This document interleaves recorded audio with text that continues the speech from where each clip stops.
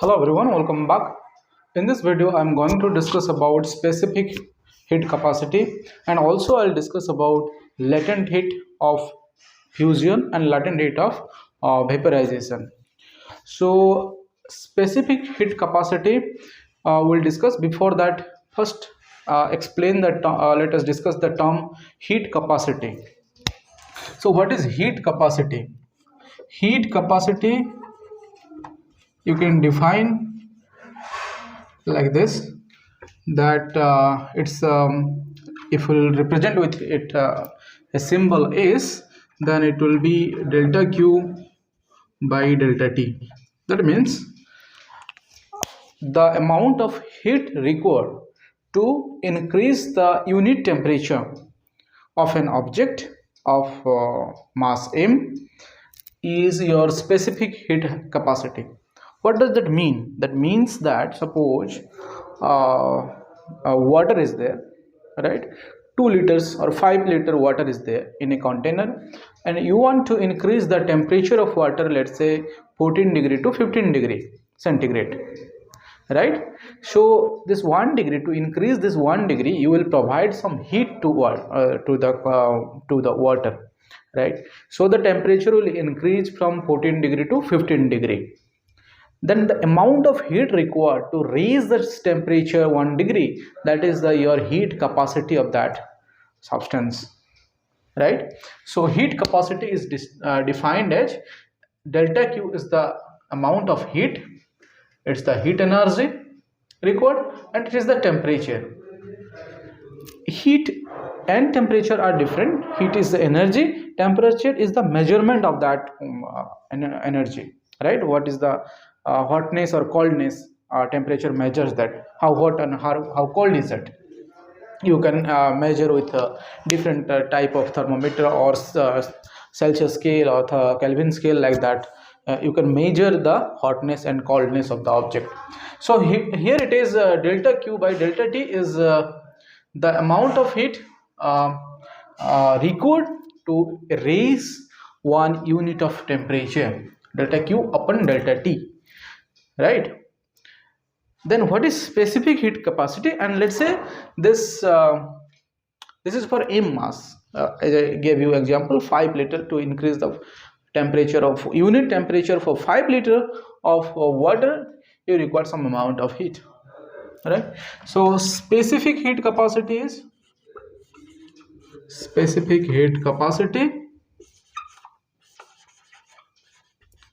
it's a, let's say we'll define with a symbol C, and we'll write 1 upon m delta Q upon delta T. What does it mean? 1 upon m is the unit mass, right? Suppose to raise the temperature of 5 liter of water, right, or m mass, to raise that unit temperature for m mass, 10 joule heat required, delta Q amount of heat required. Now to increase the temperature of 1 unit mass, what you will do? You will divide m, right? So to increase the temperature of 1 unit mass of 1 unit temperature, the amount of heat required to raise the temperature, unit temperature of unit mass, that amount of heat required is your specific heat capacity, right? So this is mass, m is for the mass. And if suppose gases are there and you want to increase the temperature, so generally gases will measure with a number of moles in, right? So if n is the number of mole, the instead of mass will divide per unit mole, right? So the amount of heat required to raise the temperature, unit temperature of unit mole of some gases will be specific heat, molar specific heat capacity. So molar specific heat capacity. So molar specific heat capacity will represent 1 upon mu or n whatever symbol you use for mole. So 1 upon mu delta Q upon delta Q T is the molar heat capacity. Fine. Now the term we'll discuss about latent heat. So these are the three terms which are very important. After we discuss these terms, we'll solve one numerical from these concepts. Now the second one is uh, latent heat concept. So what is latent heat? Latent heat is the heat we provide, so that here what happens, temperature increasing, right? The amount of heat required to reach unit temperature is your heat capacity. Now if you are providing heat to the substance but the temperature is not increasing, then this is called hidden heat or latent heat. Fine. What is latent heat? You are providing heat to the substance. Suppose water is there, you are providing heat to the water. So water is gradually heated, but the water, if you put a thermometer inside it, the temperature is not increasing. So what happens? You saw that some of the water molecules are becoming vapor, right? So it's called a phase change is being takes place, or the substance is changed from one state to another state. For example, solid to liquid or liquid to gas, right? So when the substance is changing the state, you are providing heat, you are providing some amount of energy to it, but the substance temperature is not increasing. What happens? A phase is being changed, a state is the substance is changing its state from solid to liquid or liquid to gas. It's changing its state. The energy you are supplying, that energy it is absorbing and it is changing the state. It's not, temperature is not increasing. So such cases, the amount of heat you are providing, that is a latent heat. So latent heat will define it with two terms. One is latent heat with fusion and latent heat of vaporization for this class. So latent heat of fusion or vaporization. So fusion, as you know, will be from solid to liquid. So latent heat of fusion will be solid to liquid. When this phase will change from solid to liquid, then latent heat of fusion we will discuss, and we can represent this is LF with a constant. So your latent heat of fusion is the amount of heat Q will be equal to LFM. LF is a constant for a particular substance, right? And this is called latent heat of fusion, and the mass m is the mass of the object substance. So if more is the mass, you can see from the equation, if more is the mass, you require more amount of heat to change its state, and here the temperature will not change. Try to understand, here the temperature will not change. So what will happen? Suppose ice is there, you are providing heat, and ice will be melting down and it will become water, but the temperature will be 0 degree, approx 0 degree. It will not change, the temperature will not increase till all the ice melts to water. So the heat whatever you are providing, where it is going, it's absorbed by the ice and it's changing, it's breaking the bonds and becoming the molecules becoming more random, right? And so it's becoming liquid, right? So this amount of heat will be proportional to mass. If 5 kg of ice is there, then you require of course more amount of heat to convert it to make into liquid than 1 kg of ice. If you 10 kg of ice is there, you require more heat. So the heat will be directly proportional to m, to means more is the mass, more amount of heat required to convert it into to convert the phase. So you will write AQ equal to LFM. LF you can say it's a constant, right? So it's a constant for particular material, and for material to material, this latent heat of this constant will change. Similarly, latent of vaporization will become latent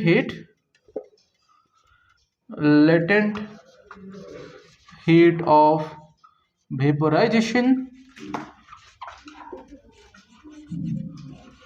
Latent heat of vaporization, you can just same equation Q equal to this is, you can represent LVM. So another constant you can use because it will not be same the same energy you may require, you will not require the same energy to convert solid to liquid or the liquid to gas. It will be different, so that's why L vaporization will be different and LF will be different. For suppose the amount of heat you require to convert ice to water, solid to liquid, is different from liquid to gas, like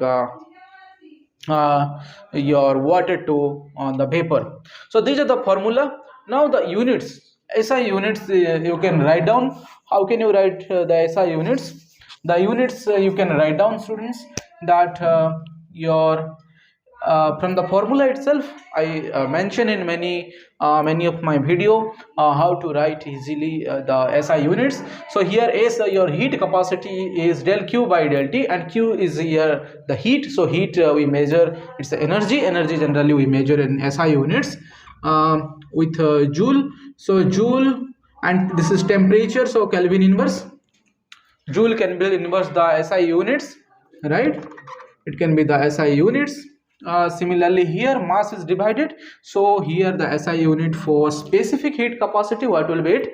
So it will be joule, your mass is kg, so kg inverse is in the denominator, so kg inverse I'll write, and T temperature is also Kelvin inverse. So this will be the unit of your specific heat capacity. Now I'll come to the calorie, also calorie unit, because many times in your numericals when you will solve we require calorie also. So molar specific heat, yes, it's instead of mass it's a mole, number of mole. So what we'll do, joule, instead of kg I'll write mole inverse. So if it is mole, MOL is the symbol we use for SI unit in number of mole. So mole, mole inverse, and similarly Kelvin inverse. And what will be the unit of latent heat of fusion, LF? So LF will be Q by M. Basically Q is the Q is your heat, so heat upon M, so that means energy, that is joule upon kg inverse. Here also same vaporization or fusion, both are same basically. So joule per kg inverse will be the units of your, these are the different units for molar specific heat capacity or heat capacity. Now one thing, instead of Kelvin in some problems the temperature, change in temperature basically will be given in degree centigrade. So whether it is degree centigrade or Kelvin, if the difference we are calculating, then it will be like same. So if the temperature increases from 20 degrees centigrade to let's say 37 degrees centigrade, it is basically same if we will convert to Kelvin also. The difference will be basically same. It will be 300 to Kelvin to 310 Kelvin, right? So here if you subtract either in Kelvin or degree centigrade, so units will means the difference will be same, so delta T will not create any problem. So either you convert to Kelvin or you keep in degree centigrade, it doesn't matter. So in units also you can write kg inverse, degree centigrade inverse is also some problem numerical you can do, and it will not be any it's not any mistake, because generally Kelvin is we consider as the SI unit, but as a difference is there, so degree centigrade also you can write, no issue. Now joule, instead of joule also you can write in calorie, you can convert to calorie if the question is given in gram, right? So 1 calorie definition I am giving you, because in lots of numericals we will be using calorie. So calorie, let me write 1 calorie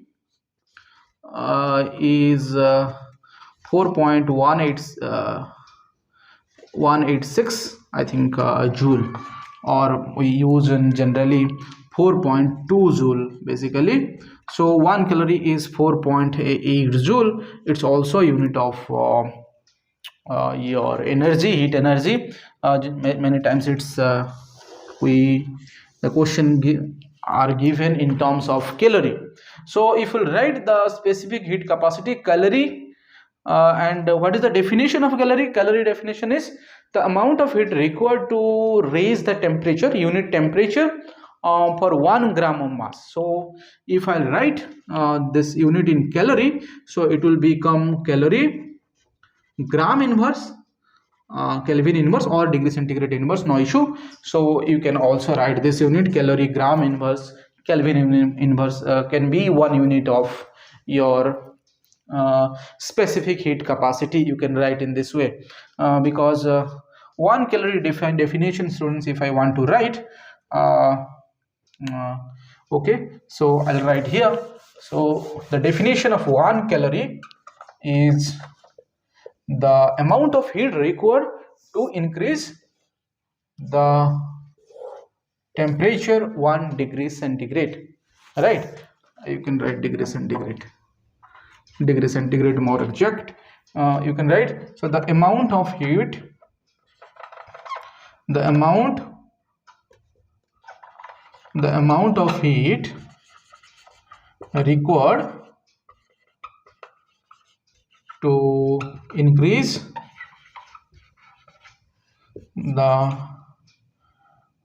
temperature 1 degree centigrade, right, of 1 gram mass, right? So calorie gram inverse, like 1 unit, 1 gram of mass. If mass will become 1 gram, temperature is 1 degree centigrade, delta T, change in temperature, then the amount of heat required to increase the temperature of 1 gram of mass to 1 degree centigrade will be calorie gram inverse. Degree centigrade inverse is your unit for will be the unit for your specific heat capacity in terms of calorie. So in numericals you can do that, and this is the conversion, that 1 calorie is 4.2 joule. That one also you can use in numericals. Now let us solve one numerical, then things will be more clear, right?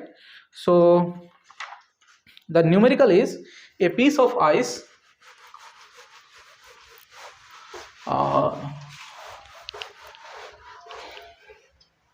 so numericals are very much important, because once you know the theory, it will be better if you solve 1 or 2 numericals upon that concept, so that things will be more clearer. So the question is, just I'll not write the whole question, I'll summarize the question, right? A piece of ice of mass 100 gram. So the question is, inside a container, let's say the water is there,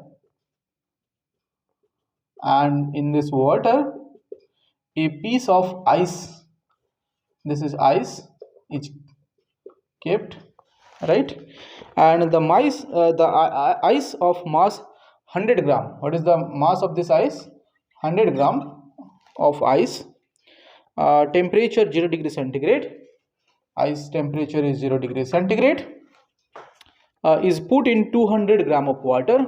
The water which is there inside this container is of 200 gram, and at 25 degree centigrade, so the water temperature is 25 degree centigrade.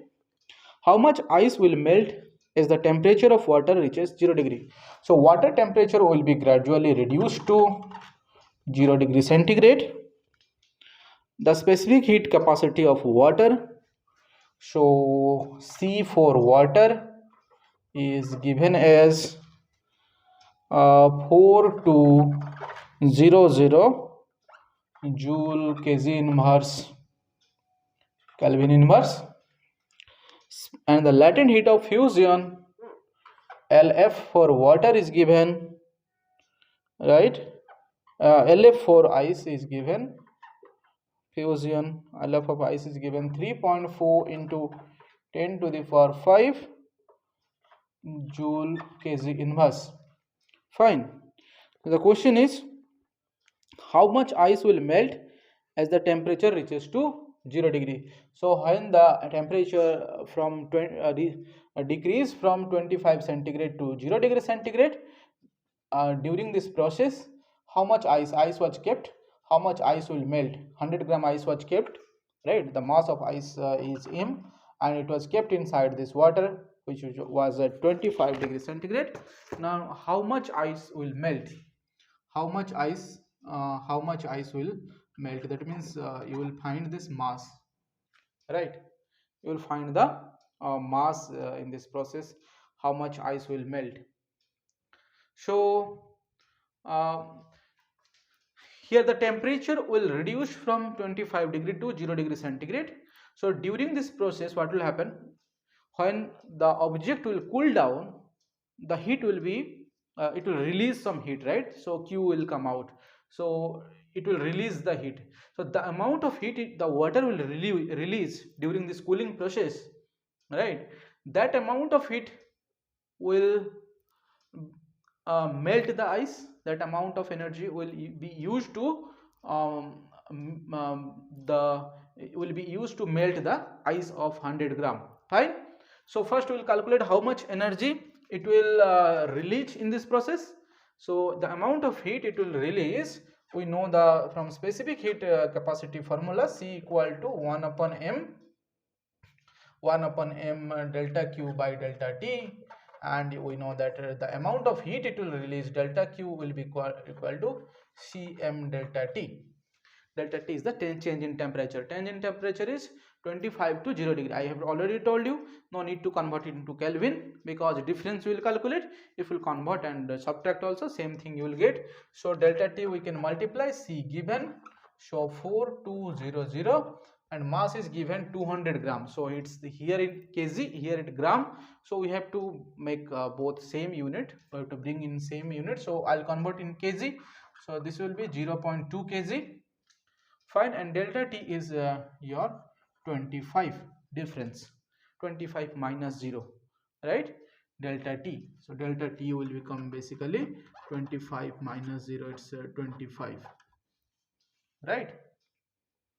So it's you can convert to in Kelvin or degree centigrade, it depends upon you. So now this is basically 2 by 10 you can write also. So 1 0 it will cancelled out, 50. Okay, we'll keep it as it is. So this amount of joule is the heat, this heat the water will release. That heat will be used to change the means melt this ice, right? So we'll use the latent heat of fusion, how much mass it will fuse. So mass will be your heat you are providing divided by LF. So how much heat you are providing? So you are providing this much of heat, 420 into 2 into 25, and Lm you are given as 3.4 into 10 to the power 5, right? So if we'll multiply and divide, then the thing should come up as you can calculate, it should come up as 62 gram, right? It should come up as approximately 62 gram. So it will come in kg, it will come in kg, we will convert into gram. So it will come up as a calculation I'm not doing. You can put your calculator, or you can multiply and divide. It should come up as 62 gram. So 62 gram of ice will melt with the amount of heat energy 420 into 2 into 25, or 50 into 40, 420 joule, right? So with this much of energy, your 62 gram of ice will be melted. The ice amount of ice was 100 gram. So out of 100 gram, 62 gram will be it will get melted, right? So amount of ice melted will be 62 gram. This type of question comes in different entrance examination, so you can plan and prepare, solve this type of question from specific heat capacity and your latent heat. These are very important concepts, and many times this type of question are asked in different entrance examination. So in next videos I'll discuss about Newton's laws of coolings and other I will also solve numericals. Thank you for watching the video. See you in another video. Bye bye.